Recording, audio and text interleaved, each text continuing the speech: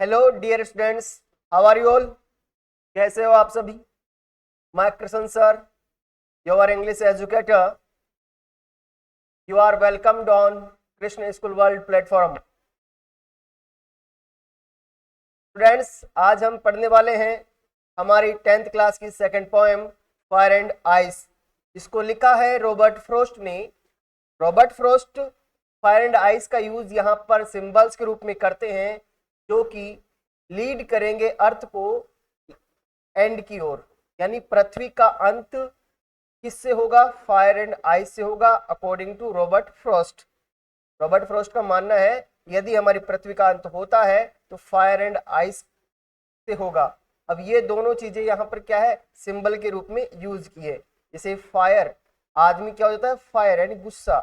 कब होता है? जब उसमें ग्रीड, जब वो मतलब उसमें ग्रीड आ जाता है, लालच आ जाता है, ग्रीडी हो जाता है वो। जब उसकी डिजायर्स हाई लेवल पर होती है, जब उसके जो इमोशंस है अनकंट्रोल्ड रहते हैं, तब आदमी फायर होता है। तो उस संदर्भ में जो फायर होता है वो क्या करता है? मानवता को विनाश की ओर ले जाएगा। भाई हमारी धरती तो जैसी है वैसी रहेगी, उसमें तो कोई नहीं होगा, लेकिन यहाँ से जो वनस्पतियां हैं, जीव जंतु है, मनुष्य, वो सब क्या हो जाएंगे? खत्म हो जाएंगे इस वजह से। ठीक है। और आइस है, तो आइस का जो यहाँ पर यूज किया है इन्होंने, इनडिफरेंस के रूप में यूज किया है इन्होंने, है ना? हाँ, इनडिफरेंस। इनडिफरेंस मतलब समझ रहे हो आप? बेपरवाही, उदासीनता, न्यूट्रलिटी जिसकी हम बात करते हैं।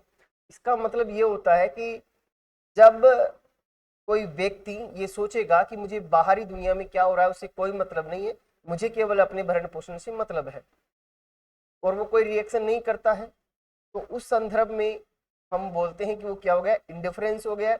इसके अलावा पेरेंट्स बच्चों, कोल्ड हार्टेडनेस, जब आदमी कैसा होता है? निर्दयी हो जाता है, तो उस स्थिति में भी क्या हो जाएगा? मतलब निर्दयता का मतलब ऐसा नहीं कि जो अत्याचार करता है वो तो अत्याचारी होगा। निर्दय का मतलब होता है जब हमें किसी के ऊपर दया न आए, यानी अगर कोई फंस रहा है तो उसे हम फंसा छोड़ दे, तो निकाले नहीं, तब उस स्थिति में आइस का यूज किया है रॉबर्ट फ्रॉस्ट ने।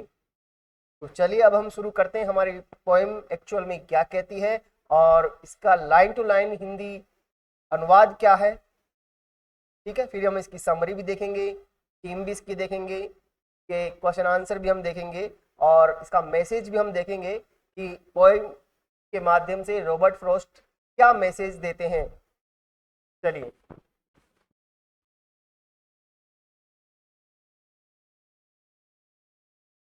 ये हमारी पोएम है प्यारे बच्चों। हमारी प्यारी सी पोएम का नाम है फायर एंड आइस। क्या नाम है प्यारे बच्चों? Fire and ice.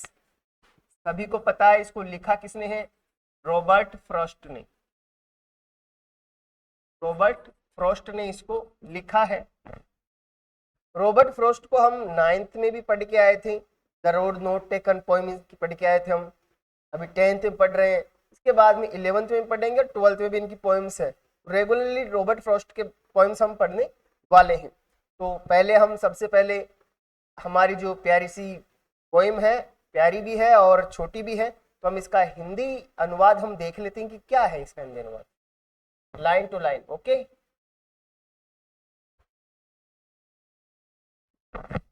Some say the world will end in fire. Some say, some यानी कुछ लोग, सम यानी कुछ लोग, सम यानी कुछ लोग, से यानी कहते हैं, से यानी कहते हैं, क्या कहते हैं? द वर्ल्ड यानी विश्व का, विश्व का यानी संसार का, विल एंड यानी अंत होगा, एंड यानी अंत, इन फायर यानी अग्नि से। किससे होगा? अग्नि से। तो पहली लाइन में रॉबर्ट फ्रॉस्ट कहते हैं कि दुनिया का अंत आग से होगा। किससे होगा? आग से। आग का मतलब नहीं कि आग ही आग जलेगी, ऐसा नहीं है ना। यहाँ पर केवल क्या है? सिंबल है। क्या सिंबल है? हम बाद में, जैसे मान लो फायर है, फायर किसका सिंबल है? डिजायर का सिंबल है, ग्रीड का सिंबल है, क्रूअल्टी का सिंबल है। ठीक है, अनकंट्रोल्ड ह्यूमन इमोशंस का है, अनकंट्रोल्ड इमोशंस, इमोशंस, ये सब इस संदर्भ में प्रयुक्त हुए हैं, किसकी, फायर के, ठीक है। फिर सम से इन आइस, रॉबर्ट फ्रॉस्ट कहते हैं कुछ लोगों का मानना है कि किससे अंत होगा, फायर से होगा, तो कुछ लोगों का मानना है कि किससे होगा, आइस से होगा, किससे होगा, आइस से, यानी बर्फ से होगा। फ्रॉम वाट, तब तक, तब तक, आई हैव टेस्टेड का मतलब मैं चख चुका होगा या आनंद ले चुका होगा, किसका, ऑफ डिजायर, यानी इच्छाओं का, तृष्णाओं का। तो यहाँ पर हमारे जो पोइट है रॉबर्ट फ्रॉस्ट, वो कहते हैं कि जब इस पृथ्वी का अंत होगा, चाहे वो आग से हो, चाहे वो बर्फ से हो, यानी या फायर से हो या फिर किससे हो, आइस से हो, मैं अपनी तृष्णाओं का, अपनी इच्छाओं का भोग कर चुका होगा, यानी उनका आनंद ले चुका होगा। ऐसा कौन कहते हैं, रॉबर्ट फ्रॉस्ट कहते हैं। आगे क्या कहते हैं Robert Frost, I hold, I hold, I hold मतलब मैं रहूंगा, मैं रहूंगा या रखूंगा, मैं रखूंगा, क्या रखूंगा, with those who favour fire, hold पक्ष, पक्ष, क्या रखूंगा, पक्ष रखूंगा, फेवर रखूंगा, पक्ष, ठीक है। तो कह रहा है कि I hold with those who favour fire, कहते हैं कि यदि मुझसे कोई पूछे कि रॉबर्ट फ्रॉस्ट किनके साथ है, किस विचारधारा को मानता है कि पृथ्वी का अंत फायर से होगा या आइस से होगा, तो मैं कहता हूं कि मैं उन लोगों के साथ रहूंगा जो लोग ये मानते हैं कि पृथ्वी का अंत किससे होगा, फायर से होगा। किससे होगा प्यारे बच्चों, फायर से होगा। तो रॉबर्ट फ्रॉस्ट किसका समर्थन करता है पृथ्वी के अंत के लिए, फायर का, किसका, फायर का। बट लेकिन, बट लेकिन, इफ इट, यदि यह, बट का तो आप जानते हो है ना, इफ का क्या होता है अर्थ, यदि, इट यानी यह, हैड टू पेरिश ट्वाइस, यदि यह, पेरिस यानी विनाश, पेरिस यानी क्या होता है, विनाश, ट्वाइस, ट्वाइस का मतलब होता है दो बार, दो बार।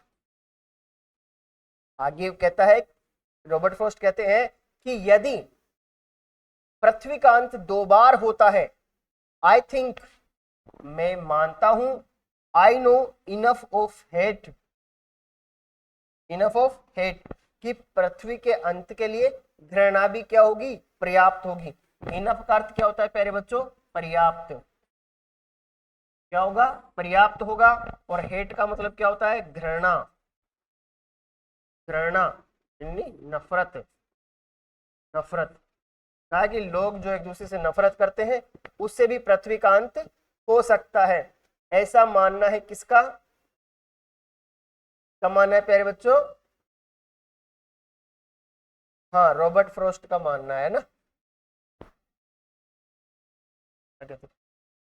To say that for destruction ice, to say कहना कि for destruction ice is also great and would suffice, यानी ये कहते हैं कि यदि हम ये भी मानते हैं कि पृथ्वी के अंत के लिए, पृथ्वी के अंत, डिस्ट्रक्शन का मतलब होता है प्यारे बच्चों विनाश, क्या होता है, विनाश, या हम बोल सकते हैं इसका अंत या समाप्ति के लिए आइस भी क्या होगा, आल्सो ग्रेट, ग्रेट का मतलब सबसे बड़ा, ग्रेट का मतलब क्या होगा, सबसे बड़ा, उत्तरदायी, उत्तरदायी, क्या होगा, वुड सफाइस, और पर्याप्त होगा, पर्याप्त, ठीक है। तो आगे रॉबर्ट फ्रॉस्ट कहते हैं तब यदि पृथ्वी का अंत क्या होगा, दो बार होता है, तो उसके लिए हेट और आइस भी दोनों ही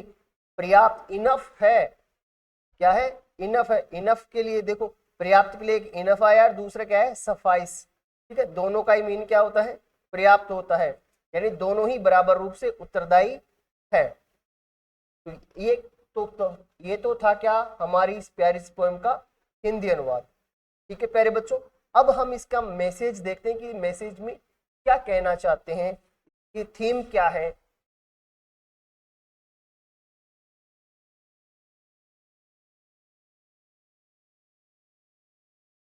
theme of, theme of fire and ice, इसकी थीम फायर एंड आइस की। हम हमारी प्यारी सी पोएम पढ़ रहे हैं, कौन सी? Fire and ice. इसकी थीम क्या है? थीम का मतलब होता है प्यारे बच्चों विषय वस्तु, यानी इसको आधार मानकर हमारी ये पोएम लिखी गई है और क्या इसके अंदर बताया गया है। ठीक है, द सेंट्रल थीम का मतलब केंद्रीय, सेंट्रल का मतलब क्या होता है? केंद्रीय। थीम का मतलब होता है प्यारे बच्चों विषय वस्तु, विषय वस्तु of fire and ice. Fire and ice की केंद्रीय विषय वस्तु इज है, क्या है? The destructive power of human emotions, यानी मानवीय जो इमोशंस है उनकी विनाश की शक्ति ही हमारी क्या है? केंद्रीय विषय वस्तु है फायर एंड आइस पोएम की। ठीक है, क्या कहते हैं रॉबर्ट फ्रॉस्ट कि मनुष्य के जो इमोशंस है, ह्यूमन इमोशंस है, उनकी डिस्ट्रक्टिव पावर यानी विनाश करने की जो शक्ति है वही फायर एंड आइस की केंद्रीय विषय वस्तु है। फायर एंड आइस इसी के ऊपर है।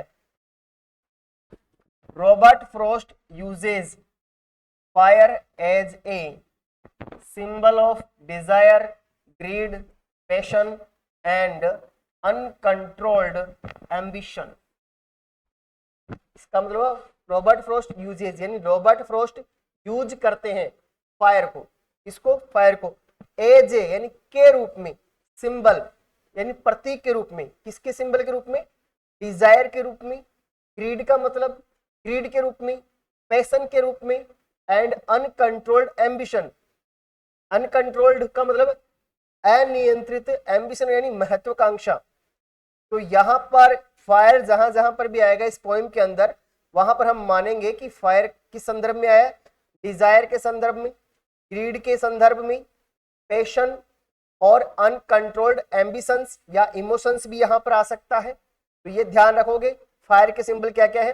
डिजायर यानी इच्छा, ग्रीड यानी लालच, पैशन यानी जुनून और अनकंट्रोल्ड एम्बिशन यानी अनियंत्रित महत्वाकांक्षा।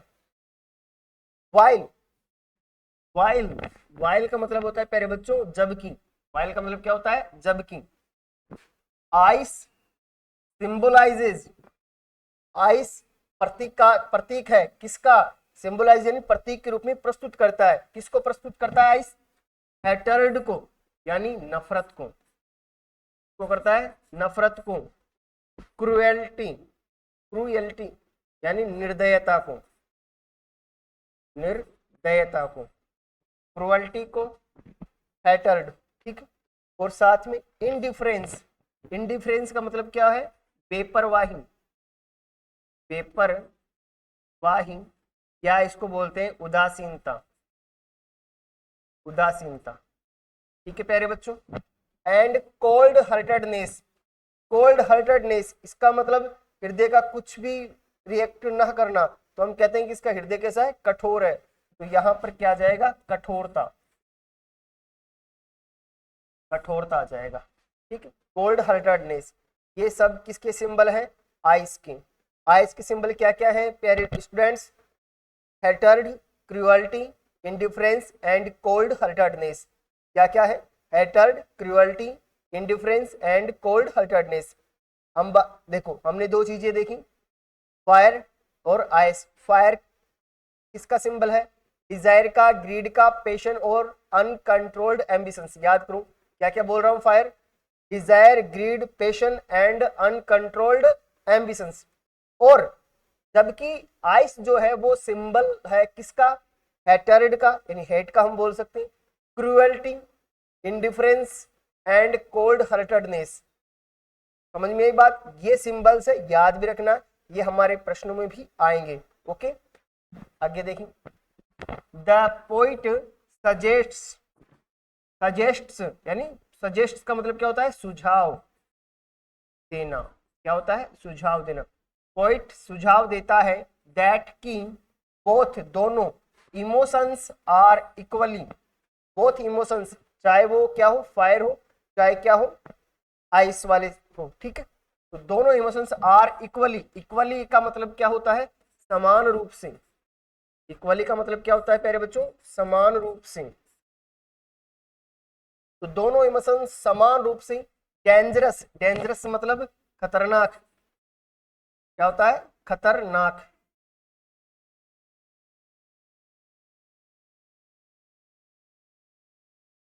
खतरनाक, and can bring about the destruction of the world. उन्होंने कहा कि हम जिन इमोशंस की बात कर रहे हैं, जिनके संदर्भ में फायर एंड आइस का यूज हुआ है, वो दोनों इमोशंस ही हमारे इस पृथ्वी, दोनों ही क्या है, समान रूप से डेंजरस है, and can bring about the destruction of the world. और किसको ला सकते हैं ये, ब्रिंग अबाउट का मतलब क्या होता है, घटित करना, घटित कर सकते हैं या वहां तक पहुंचा सकते हैं, किसको, कहां तक, डिस्ट्रक्शन ऑफ द वर्ल्ड, संसार के अंत तक। और कहां तक ला सकते हैं ये, संसार के अंत तक ला सकते हैं। क्या क्या, जब मनुष्य में क्या आ जाए, उसकी डिजायर्स हैवी हो जाए, उसके ऊपर ग्रीडनेस उसमें ज्यादा आ जाए, पैशन हावी हो जाए, अनकंट्रोल्ड इमोशंस हो उसके, है ना, उसके अंदर हेट का इमोशन हो, क्रुएल्टी उसमें आ जाए, इंडिफरेंस की फीलिंग्स हो, और कोल्ड हार्टेडनेस वाला भाव हो, तो ये चीजें किस ओर लीड करती है, हाँ, एंड ऑफ द वर्ल्ड की ओर, डिस्ट्रक्शन की ओर लेकर जाती है वर्ल्ड की, ठीक है। वाइल, जबकि डिजायर में lead to conflict and chaos, hatred can also destroy relationships, societies and humanity itself। Okay right. While का मतलब क्या होता है, जबकि, वाइल का मतलब क्या होता है प्यारे बच्चों, जबकि, वाइल का मतलब होता है जबकि, डिजायर यानी तृष्णा, इच्छाएं, में लीड की ओर लेकर जाती, किसकी ओर लेकर जाती है, टू कन्फ्लिक्ट। कन्फ्लिक्ट का मतलब होता है प्यारे बच्चों विवाद, कन्फ्लिक्ट का मतलब क्या होता है, विवाद या संघर्ष, विवाद की ओर ले जाती है। एंड केओस, केओस का मतलब होता है अराजकता, केओस का मतलब क्या होता है, अराजकता।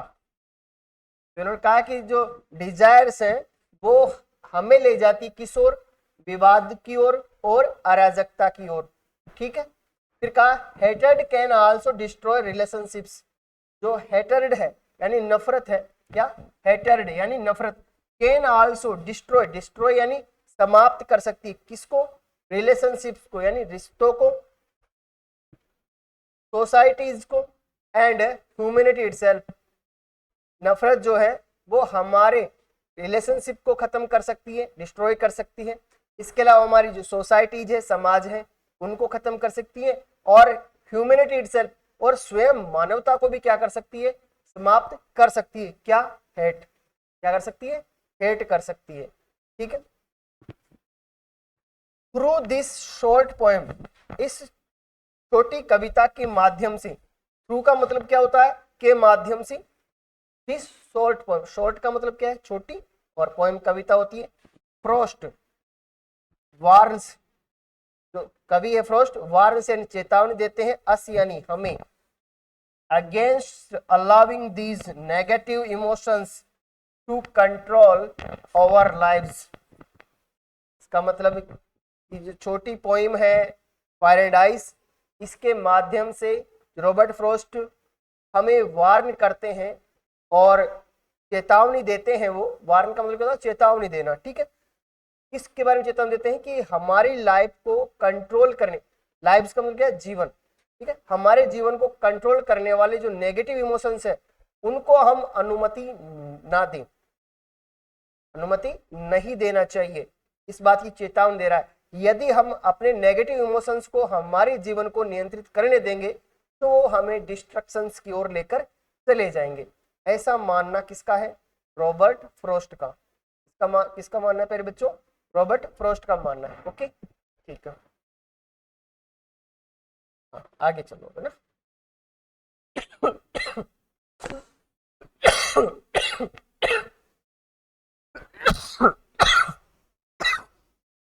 एक minute,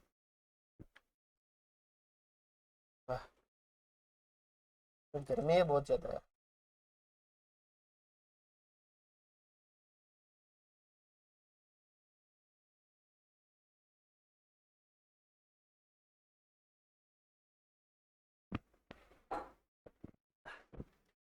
given message from fire and ice, कि हम मैसेज की बात करेंगे, फायर एंड आइस क्या मैसेज देती है।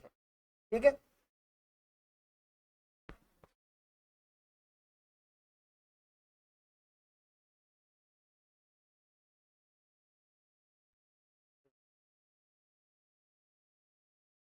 The pome fire and ice gives a powerful message. Kavita fire and ice gives यानी देती है ए पावरफुल, पावरफुल मतलब शक्तिशाली, मैसेज यानी संदेश देती है कि uncontrolled human emotions, uncontrolled human emotions का मतलब होता है अनियंत्रित मानवीय भावनाएं, अनियंत्रित मानवीय भावनाएं, ह्यूमन अनकंट्रोल्ड ह्यूमन इमोशंस यानी अनियंत्रित मानवीय भावनाएं कैन डिस्ट्रॉय, खत्म कर सकती है, डिस्ट्रॉय का मतलब विनाश कर सकती है, किसको खत्म कर सकती है, बोथ इंडिविजुअल्स यानी जो कोई व्यक्तिगत होगा, व्यक्ति को, एंड द वर्ल्ड और संसार को। तो पहली बात क्या बताई है इन्होंने रॉबर्ट फ्रॉस्ट ने, अनकंट्रोल्ड ह्यूमन इमोशंस, किसकी बात कर रहा है, अनकंट्रोल्ड ह्यूमन इमोशंस, बोलेंगे सभी किसकी बात कर रहा है, अनकंट्रोल्ड ह्यूमन इमोशंस की बात कर रहा है, जो कि क्या करेंगे, डिस्ट्रॉय कर सकते हैं, अनकंट्रोल्ड ह्यूमन इमोशंस डिस्ट्रॉय कर सकते हैं किसको, दोनों को, दोनों किसको, इंडिविजुअल्स, एक खुद व्यक्ति को और दूसरा वर्ल्ड को, संसार को। ठीक है, आगे देखो, रॉबर्ट फ्रोस्ट वार्न्स, चेतावनी देते हैं अस हमें, that desire greed and ambition as well as hatred anger and jealousy are equally dangerous.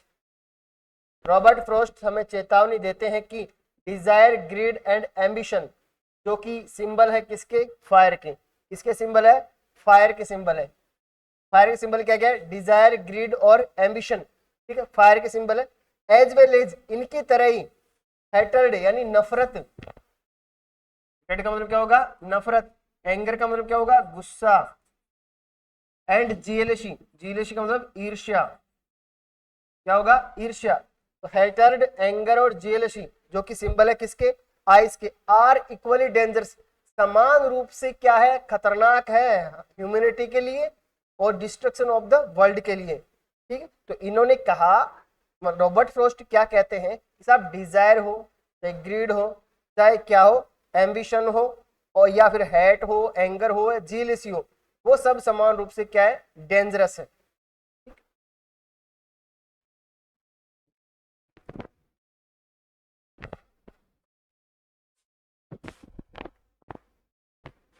आगे देखो, द पोइट टीचेज अस, कविता हमें सिखाती है, क्या सिखाती है,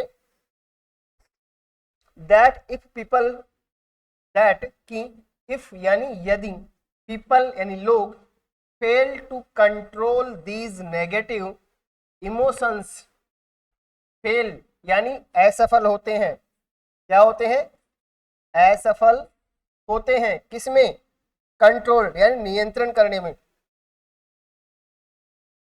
क्या करने में, नियंत्रण करने में क्या होते हैं, असफल होते हैं, इनको, दीज, हाँ, नेगेटिव इमोशंस, ये कह रहे हैं कि यदि हम इन नकारात्मक भावनाओं को नियंत्रण करने में असफल होते हैं लोग, they can lead to conflict, suffering and destructions. They कौन, हमारे अनकंट्रोल्ड इमोशंस, ये किसके लिए आया, अनकंट्रोल्ड इमोशंस के लिए, कैन लीड टू कॉन्फ्लिक्ट, ये किस ओर लेकर जाएंगे, कैन लीड का मतलब की ओर ले जाना, ले जा सकते हैं किसकी ओर, कॉन्फ्लिक्ट, कॉन्फ्लिक्ट का मतलब होता है विवाद, क्या होगा, कॉन्फ्लिक्ट का मतलब विवाद होगा, कॉन्फ्लिक्ट का मतलब होता है विवाद। ठीक है, सफरिंग, सफरिंग का मतलब होता है पीड़ा, दुख, एंड डिस्ट्रक्शन, और किसकी ओर ले जाएंगे, विनाश की ओर ले जाएंगे। तो रॉबर्ट फ्रोस्ट इस लाइन के अंदर हमें ये बताता है, ये चेतावनी देता है, ये पॉइंट हमें ये सिखाता है कि यदि हम फेल हो जाते हैं इसमें कंट्रोल द नेगेटिव इमोशंस, हमारे अगर नकारात्मक इमोशंस को हम कंट्रोल करने में फेल हो जाते हैं तो वह हमें कॉन्फ्लिक्ट, सफरिंग और डिस्ट्रक्शंस की ओर ले जाएंगे। इसकी ओर ले जाएंगे, कॉन्फ्लिक्ट, सफरिंग और डिस्ट्रक्शन की ओर। ओके, देयरफॉर, हाँ देयरफॉर का मतलब होता है इसलिए। देयरफॉर का मतलब क्या होगा प्यारे बच्चों? इसलिए, इसलिए या फिर इस प्रकार, ये भी होता है और क्या होता है? इस प्रकार होता है। ठीक है, we should practice self control, इसलिए वी शुड, वी यानी हम, शुड यानी करना चाहिए। क्या करना चाहिए? प्रैक्टिस यानी अभ्यास करना चाहिए। किसका? सेल्फ कंट्रोल का, आत्मनियंत्रण का। सेल्फ कंट्रोल यानी क्या होता है प्यारे बच्चों? आत्मनियंत्रण। लव का, प्रेम का, काइंडनेस दयालुता का, and understanding to create a peaceful and harmonious world. और हमें क्या करना चाहिए प्यारे बच्चों?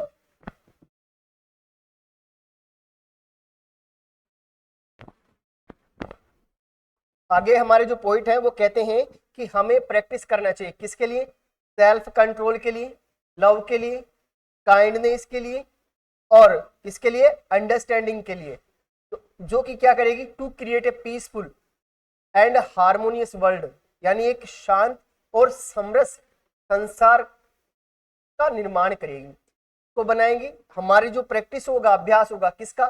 सेल्फ कंट्रोल का, लव का, काइंडनेस का, ठीक है, और अंडरस्टैंडिंग का, जो कि हमारे वर्ल्ड को पीसफुल और हार्मोनियस बनाने में मदद करेगा। ठीक है, ये मैसेज देती है कौन? हमारी poem fire and ice and our poet Robert Frost. Okay, आगे चले। Very good.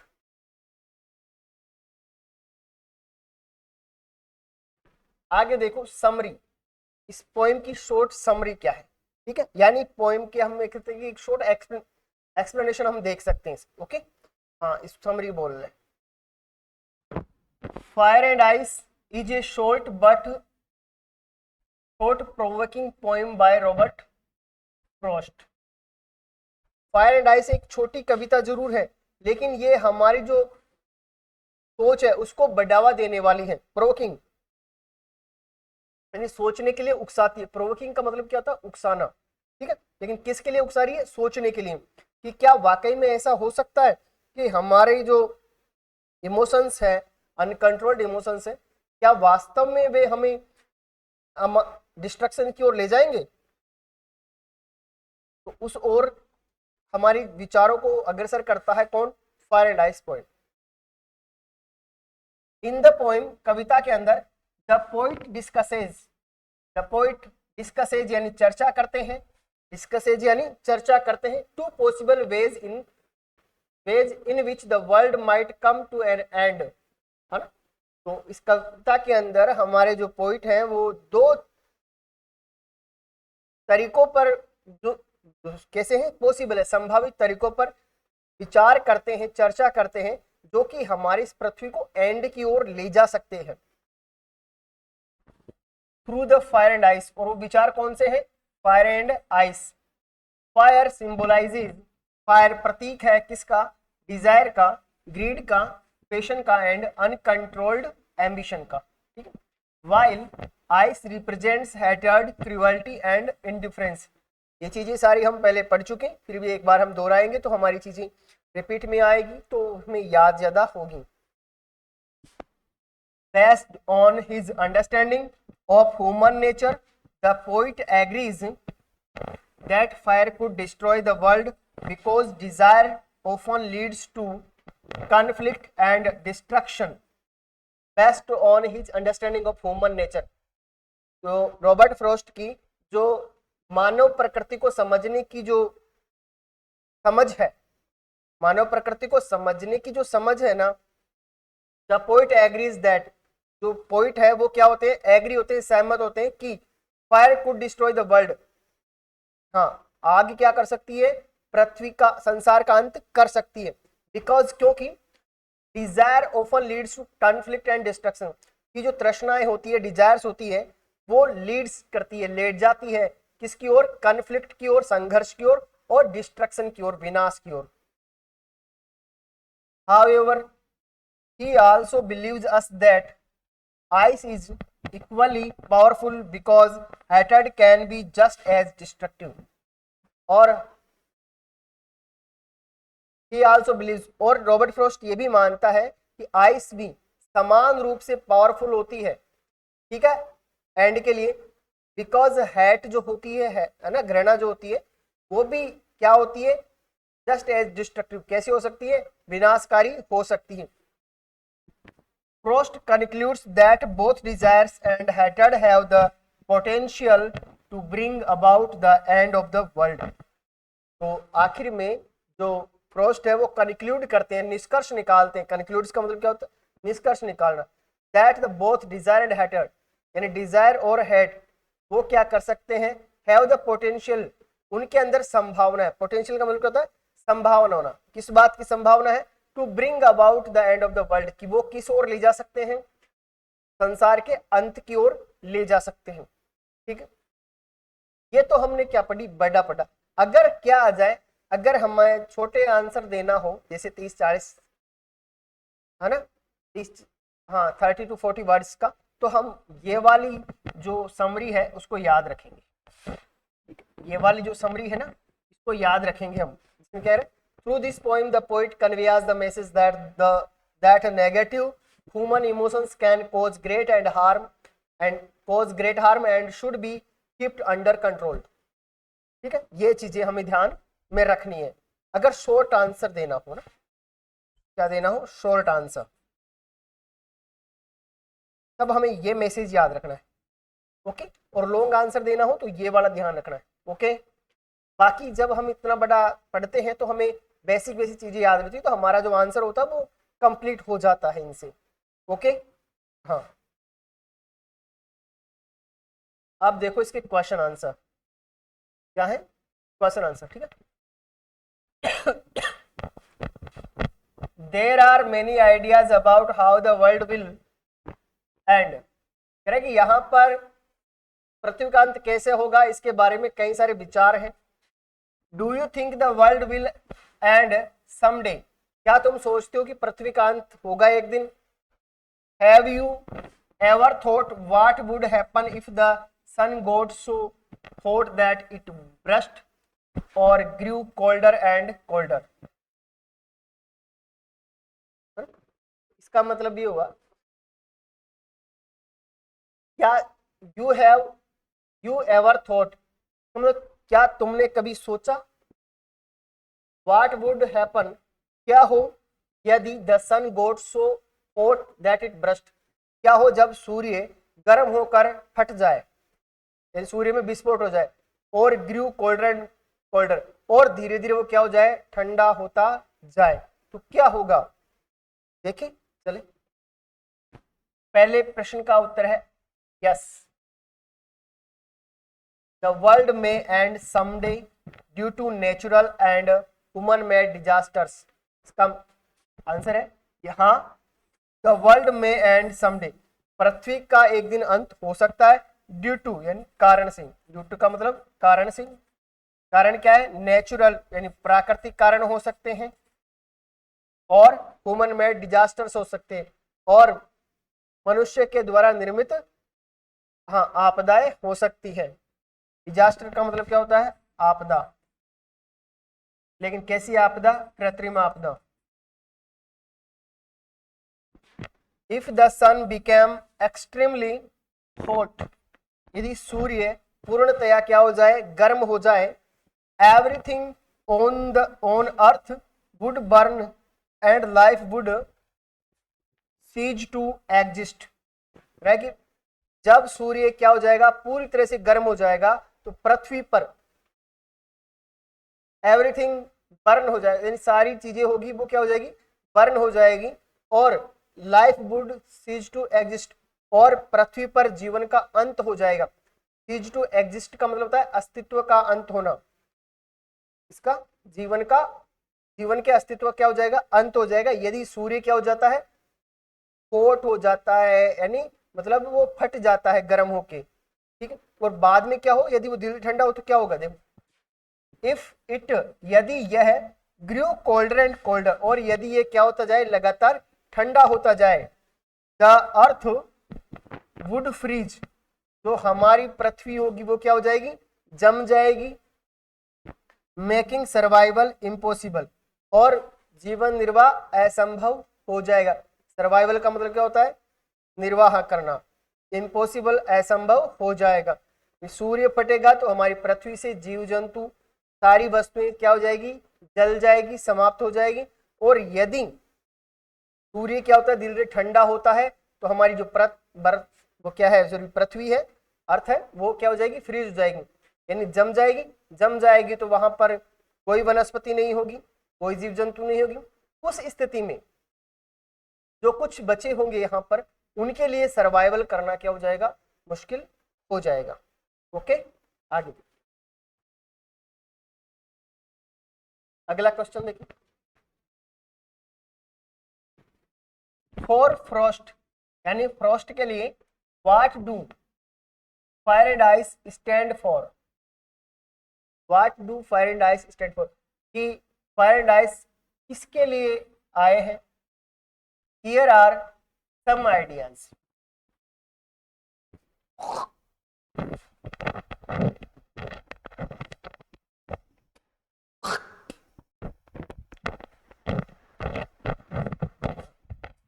ये प्रश्न हमें कह रहा है कि फ्रॉस्ट के लिए यहाँ पर फायर एंड आइस किसके संदर्भ में आए, स्टैंड फॉर यानी हाँ किस समर्थन में आना। हियर आर सम आइडियाज, यहाँ पर कुछ विचार है। अब ये सारे शब्द हमें दे रखा है, ये सारे शब्द क्या दे रखा है, हमें दे रखे हैं ना। इनमें से ये पूछ रहा है प्रश्न हमें कि बताओ इनमें से कौन से तो फायर के लिए है और कौन से आइस के लिए है। कौन से तो शब्द इनमें, ये जो वर्ड्स आए हैं यानी जो इमोशंस इसके अंदर है, वो इनमें से कौन कौन तो फायर के लिए और कौन कौन से आइस के लिए है। ठीक है, अब देखो तो यहाँ पर फायर स्टैंड्स फॉर, यानी फायर के लिए जो आए हैं वो है ग्रीड, एवराइज, लस्ट, कॉन्फ्लिक्ट एंड फरी। ये जो शब्द ग्रीड, एवराइज, लस्ट एंड फरी, ये आए हैं किसके लिए, फायर के लिए। इसके लिए आए हैं प्यारे बच्चों, फायर के लिए आए हैं। और आइस स्टैंड्स फॉर हेटर्ड, और आइस यहाँ पर स्टैंड्स फॉर यानी आया है, किसके लिए आया है, हेट के लिए आया है, क्रूअल्टी के लिए आया है, इंटॉलरेंस के लिए आया है, और रिजिडिटी के लिए आया है, इनसेंसिटिविटी के लिए आया है, कोल्डनेस के लिए आया है, एंड इंडिफरेंस के लिए आया है। ये सारी चीजें हैं जिनके लिए क्या आया है, आई, ये सब किसके लिए आया है, आइस के लिए आया है। तो फायर के लिए क्या क्या आया है, ग्रीड, एवराइज, लस्ट, कॉन्फ्लिक्ट एंड फरी। क्या क्या है, ग्रीड, एवराइज, लस्ट, कॉन्फ्लिक्ट और फरी। वैसे आइस के लिए क्या क्या है, hatred, cruelty, intolerance, rigidity, insensitivity, coldness and indifference. ये किसके लिए आए हैं मेरे बच्चों, हाँ आइस के लिए आए हैं। ठीक है, हाँ जब ऐसा प्रश्न देखो पूछता नहीं है, पूछा नहीं अभी तक, लेकिन अगर पूछ ले तो आपको घबराना नहीं है, इन्हीं में से छाट के बताना है ना। और मैंने बताया जो मनुष्य को क्या करे, फायर करे, गुस्सा दिलाए, वो सारी चीजें किसकी आए, किसका समर्थन करेगी, फायर का। और मनुष्य जब न्यूट्रल हो जाए, कुछ सोच समझे नहीं, अपने शांत रहे, किसी कोई मतलब नहीं, तब वो चीजें आई किसके लिए, आइस के लिए। ओके, कहते हैं तो बड़ा ठंडो आदमी है, तो ठंडा आदमी के लिए क्या होगी, हाँ जो समर्थन करेगी आइस के लिए। जैसे इनसेंसिटिविटी हो गई है ना, कोल्डनेस हो गई, इंडिफरेंस हो गया ये चीज हो गई है ना। आगे चले, अगला प्रश्न है प्यारे बच्चों, कौन सा है, what is the rhyme scheme of the poem. पहला प्रश्न इसमें जो पूछा है इसने कि हमारी जो पोएम है उसकी राइम स्कीम क्या है, क्या है राइम स्कीम क्या है। How does it help in bringing out the contrasting ideas in the poem, और कैसे यह है ब्रिंगिंग आउट यानी लेकर आती है, प्रकाशित करती किसको, कॉन्ट्रास्टिंग आइडियाज को, यानी विरोधात्मक विचारों को, एक दूसरे के विरोधात्मक जो विचार होते हैं उनको इन कविताओं में कैसे ब्रिंगिंग आउट करती है, यानी प्रस्तुत करती है, प्रकाश में लेकर आती है। ब्रिंगिंग आउट का मतलब क्या होता है, प्रकाश में लाना या प्रस्तुत करना। ओके, हाँ देखो, the rhyme scheme of the poem, rhyme scheme क्या है? क्या है? A B, A B C B, C B. क्या क्या है याद रखो? A B, A B C, B C B. Rhyme scheme याद रखनी है ये। A B, A B C, D C B, ये राइम स्कीम है हमारी पोएम फायर एंड आइस की। Okay, the rhyme scheme creates a musical effect. हमारी जो राइम स्कीम होती है वो क्रिएट्स यानी उत्पन्न करती है। क्रिएट का मतलब बनाती है या उत्पन्न करती है। क्या? ए म्यूजिकल इफेक्ट यानी एक संगीतमय प्रभाव। इफेक्ट का मतलब क्या होता है? प्रभाव। हाँ, कैसा? Musical. Okay, and connects the contrasting ideas of the fire and ice. और जोड़ती है किसको? विरोधात्मक विचारों को फायर एंड आइस के। फायर एंड आइस के जो विरोधात्मक एंड कॉन्ट्रास्टिंग आइडियाज उनको कनेक्ट करती है। क्या? Rhyme scheme. क्या करती है? Rhyme scheme. इट इम्फसाइजेज, यह जोर देती है। इम्फसाइजेज का मतलब क्या होता है? जोर देना। किसके ऊपर? The poet's view. The poet's view यानी कवि के विचारों के ऊपर। That both desire and hatred are equally powerful and destructive. कि बोथ यानी दोनों, क्या क्या? डिजायर और हेटर्ड यानी इच्छा और घृणा, तृष्णा और नफरत, आर इक्वली पावरफुल समान रूप से शक्तिशाली है, और डिस्ट्रक्टिव है, विनाशकारी है। ठीक है, ये चीजें बताई। अभी हमने जो प्रश्न किए प्यारे बच्चों, ये हमारी एनसीईआरटी के हैं। किसके? एनसीईआरटी के। इसके अलावा और भी सारे प्रश्न होते हैं जिनको हम इंपोर्टेंट एक्स्ट्रा क्वेश्चंस के अंदर रखेंगे। हम इंपोर्टेंट एक्स्ट्रा क्वेश्चंस एक साथ करेंगे जब 3-4 पोइम्स हमारी हो जाएगी।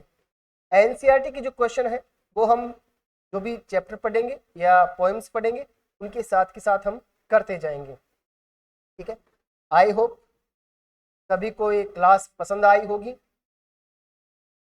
मैं रोज बेटर टू बेटर कर रहा हूँ, बेटर से बेस्ट की ओर बढ़ रहा हूँ। आप लोगों को अगर कोई कमी इसमें दिखाई देती है तो आप मुझे कमेंट करेंगे, मैं आपके उस कमेंट पर जरूर वर्क करूँगा। और मेरा तो सिद्धांत ये है कि मैं तो सिखाने से पहले स्वयं भी सीखता हूँ। तो आप जैसा आप बताएंगे, जो कमियाँ आप बताएंगे, हाँ, जो बात अच्छी लगे उसके लिए अप्रिशिएट कीजिए, और जो कमी लगे उसे हाँ बिल्कुल ब्रिंगिंग आउट करें, आप भी प्रकाश में लेकर आए, ताकि हम उन कमियों को क्या कर सकें? दूर कर सकें। ठीक है, आपके सुझाव बिल्कुल आप कमेंट बॉक्स में लिखेंगे सारे के सारे, है ना? तो थैंक यू आप सभी का कि आपने यहाँ तक क्लास देखी, और आगे की क्लासों के लिए बने रहिए हमारे। अगर बिल्कुल आपको अगर पढ़ाने का तरीका और पढ़ाई पसंद आई हो तो आप चैनल को सब्सक्राइब खुद तो करें, और साथ में आपके साथी हैं उनको भी मोटिवेट करें कि आप भी इसको, हाँ, चैनल को सब्सक्राइब करें। और शेयर कर सकते हो तो बहुत अच्छी बात है कि आप शेयर भी करें इसको। आई होप अच्छी लगेगी और आगे कक्षाओं के लिए बने रहें। ठीक है, धन्यवाद।